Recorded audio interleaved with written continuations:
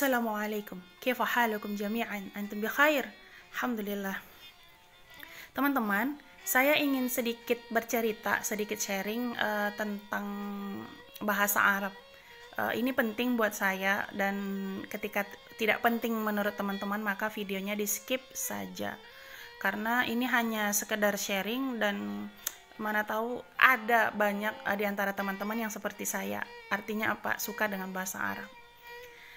Kenapa sih harus bahasa Arab gitu yang pertama ya? Kenapa harus berbahasa Arab? Karena yang pertama, bahasa Arab ini adalah bahasa yang sangat saya sukai dari saya pesantren. Yang kedua, karena bahasa Arab ini adalah bahasa Al-Quran yang diturunkan kepada Nabi Muhammad SAW, dan bahasa hadis, bahasa umat muslim tentunya.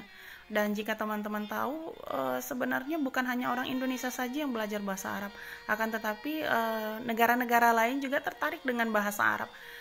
Saya ada melihat tuh beberapa di YouTube ya, orang-orang Rusia, orang-orang Cina, Turki itu sudah fasih dengan bahasa Arab. Karena apa? Karena kecintaan mereka terhadap Al-Quran, terhadap hadis, dan mereka ingin memahami agama lebih dalam lagi gitu. Sebelum pokok-pokok pembahasan akan banyak teman-teman jumpai nanti di bahasa saya itu gitu, itu mohon dimaafkan karena memang itu kayak ciri khas, tapi sebenarnya bukan ciri khas, kebiasaan buruk sih kalau saya bilang. Sebelum masuk kepada bahasa Arab itu sendiri, saya ingin memastikan dulu kepada teman-teman semua, apakah teman-teman sudah tahu sebenarnya negara-negara Arab itu apa aja ya? Ya kan? Karena masih banyak di antara teman-teman, mudah-mudahan saya tidak termasuk yang memahami bahwasanya orang Arab itu ya orang Arab, tapi ketika ditanya orang Arab itu yang mana, krik gitu ya yang hidungnya besar, yang hidungnya mancung, yang matanya bulat gitu. Tapi negara mana aja? Ya gitu ya. Saya ingin saya ingin menyampaikan negara-negara Arab yang memakai bahasa Arab, yang bahasa resmi mereka itu adalah bahasa Arab Fusha tentunya. Apa saja mereka? Negara-negara Arab yang ada di benua Asia.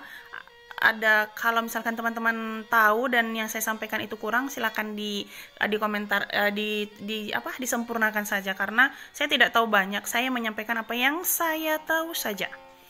Ada Arab Saudi, ada Yaman, ibu kotanya itu Hadramaut. Ini terkenal dengan madu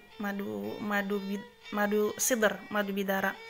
Ada Oman ini sangat jarang sekali mungkin didengarkan oleh yang lain, karena mungkin di telinga kita Asia, terkhususnya Indonesia ini kurang familiar gitu ya.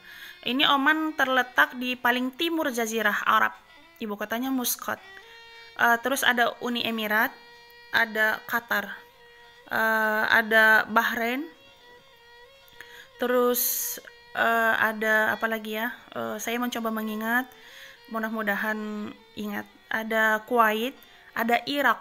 Irak ini terkenal dengan negara 1001 malam, di mana sangat terkenal sekali kisah Aladin, Abu Nawas gitu. Dan dulunya Daulah Abbasiyah ada di Irak, ibu kotanya Baghdad. Kita dengar Baghdad. Baghdad ini pusat ilmu Islam dulunya, pusat keilmuan ilmu Islam ya. Ada Suriah.